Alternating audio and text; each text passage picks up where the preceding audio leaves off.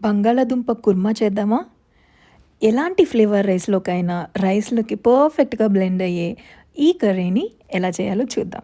Oil వేడెక్కిన తర్వాత షాజీరా, అలాగే చెక్క, లవంగా కొంచెం కొంచెం వేసుకొని, అది ఫ్రై అయిన తర్వాత కట్ చేసుకున్న ఆనియన్స్, కొంచెం పసుపు, అలాగే కరివేపాకు వేసి చక్కగా ఫ్రై చేయండి. ఇది ఫ్రై అవుతున్నప్పుడు మనము 2 గంటెల పెరుగు, అలాగే స్పైసీ లెవెల్స్‌కి తగ్గట్టుగా కరివేపాకు, గరం మసాలా, అల్లం వెల్లుల్లి పేస్ట్ ఈ 3 వేసేసి చక్కగా మిక్స్ చేసేయండి. బాయిల్ చేసుకున్న పొటాటో కూడా ఇందులో వేసుకొని ఒకసారి మళ్ళీ కలిపేసేసేయండి.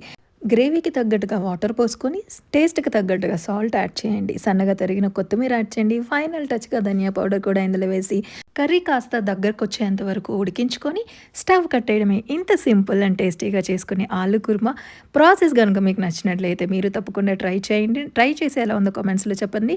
వీడియో నచ్చితే లైక్ చేయండి, షేర్ చేయండి. Follow for more recipes, foodie flavours.